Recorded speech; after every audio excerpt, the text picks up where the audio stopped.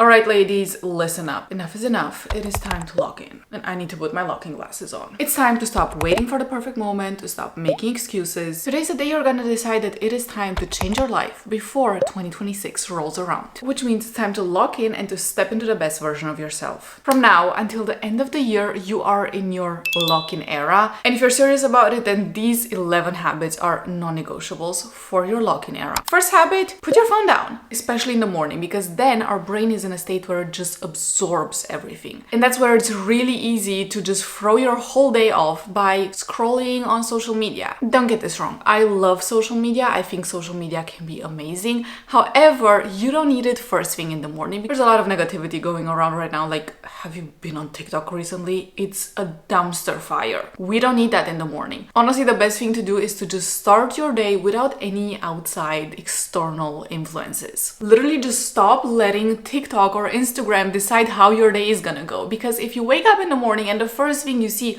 are bad news, your day is not gonna go well. And the fact that you got off to a bad start is not gonna help anyone, least you. Your mornings can make or break your day. Take them seriously. And you don't need 10,000 habits. All you need to do in order to have a better day is to put away your phone. Just don't do something. It's literally that easy. Instead of taking your phone, go get ready immediately. You can listen to some music, but don't go on social media. If there's a habit that has made a massive change in my fitness journey, it is preparing my gym clothes the night before. It sounds like such a small thing, but it is not. If you want to work out tomorrow, you need to decide that tonight, and you need to also prepare your workout clothes. You can even go further. You can already prepare your water bottle, prepare your breakfast, just meal prep some oats, but prepare your workout clothes. The thing is, when you wake up in the morning and you have to think about the fact that you need to go work out, and you also have to pick out your clothes, this just puts hurdles in your way and it's gonna make it harder for you to work out consistently. So we have to build a path of least resistance. We have to make it easy for us to actually get to the gym in order to be able to start our workout or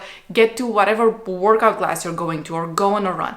Prepare whatever needs to be prepared for your next workout. And while we're at it, daily movement. It is so important. It helps you clear your brain. It helps you improve your health, like your general health. It makes you feel better. I personally immediately notice when I don't work out, I feel like foggy all of the time. I feel like I cannot concentrate that well. I'm also not tired enough in the evening oftentimes, and I have issues falling asleep. Having a consistent workout routine improves so many aspects of your life. And no, this is not a bro-y channel. You are on the wrong channel if you thought that this is about hustle culture and like doing a 2-hour workout every single day in the gym. Not here, bestie. I think a daily movement can be as little as just going out for a walk. If that's all you can do one day, do that. If it's just stretching, like putting on a 15-minute YouTube video, like a yoga video or whatever, and stretching, that's also fine. If it's like a 10-minute ab workout from home, also fine. It doesn't need to be like a huge, long, intense workout.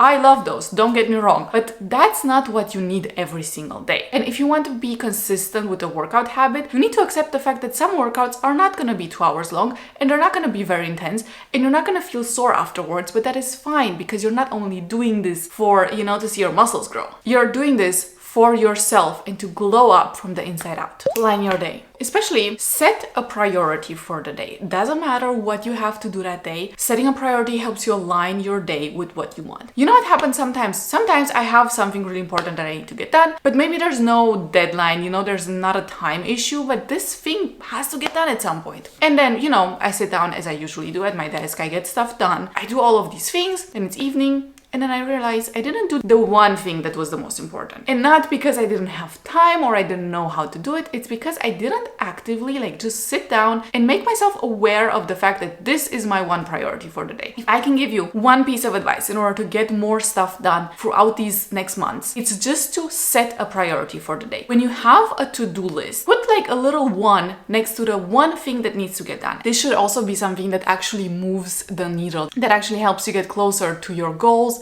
and to your dream life. And think about it, if you do one important thing every single day, it's just one thing. Think about how far you will get in just 3 months. It's gonna be incredible. You can't glow up if you're dehydrated. That's literally science. Have you heard of the emotional support water bottle? Because here is mine. It's a pink Stanley. I love this thing so much. It's so easy to drink more water when you actually just have a huge water bottle that's sitting next to you. Every single time I sit down at my desk, I make sure that this thing is filled and is right next to me. And you know what happens? I drink 40 ounces of water, whatever that means in liters, every couple of hours just because I have this thing sitting next to me. It's incredible. All you need is a refillable water bottle, because honestly the plastic ones, they're horrible for you, for the environment, for everything. And you need it to be filled every single time you sit down in order to get some work done. If you want to build new habits, you need to habit stack. This is from the book Atomic Habits by James Clear. It's an amazing book. Definitely recommend that you read it. If you don't want to read the whole thing, maybe just read the short form guide. I'll leave the link down below. The basic idea behind this habit stacking is that you attach new habits to habits you already have. So for instance, you have a habit of drinking coffee every single morning. What is a habit you would like to have? Let's say you would love to get into the habit of journaling. What if you just whip out your journal, you sit down with your coffee and you journal at the same time as you're drinking your coffee? These two habits work so well together, and it's going to be so much easier to implement the journaling habit into your life when you attach it to something you're already doing. Some other good ideas are taking a walk and listening to a podcast, or doing your skincare while listening to affirmations. It's so easy, there's no additional effort required, and this is what's gonna help you make your habits stick. Because everyone knows that it is easy to start a habit, but it's hard to make it stick. Self-reflection. And I cannot stress this enough. You need to know what you stand for. You need to know yourself, and you do that by journaling. Journaling has a lot of advantages. It helps you ground yourself, it helps you de-stress, all of that. That is amazing. For the sake of this video and this context, the importance of journaling is given by the fact that you get to know yourself better, and you get to know the why behind things that you do. Look, you cannot log in if you don't know yourself. You cannot reach your goals easily or do any meaningful work that's gonna help you get to a goal if you don't know what the goal is or why you have the goal. Reflecting and asking yourself, why am I doing this? You know, what is my purpose? All of these questions is gonna help you make sure that the lock-in actually means something. Time blocking. I'm a type A personality. I live by my calendar. If it's not in my calendar, it doesn't exist. I love my calendar, and it helps me so much. It helps me actually manage my really busy lifestyle, because I do 10,000 things in a week, and I only manage to get it done because I time block everything. If you would tell my past self all of the things that I'm doing in a week, she would faint. She wouldn't be able to do those in a month. And even if you don't want to do 10,000 things in a week and you just want to do one thing consistently, let's say you want to study consistently, then put it in your calendar. Time blocking. Think about, first of all, how long is that task gonna take? Let's say 2 hours. Okay, is it gonna take a lot of your energy or not? If it's a low energy task, I personally would rather do it in the evening. If it's a high energy task, then preferably in the morning. And then plan it. Let's say it's a high energy task, like you need to study. Okay, put it in your calendar, put like a time block from 9 to 11 every single morning, and that makes sure that you're gonna get it done. The 5-minute rule helps you realize that 5 minutes is actually a very long time. The rule is basically, if you can do it in 5 minutes or less, do it right now. I guess we all have those things that need to get done, but we don't really want to do it, you know?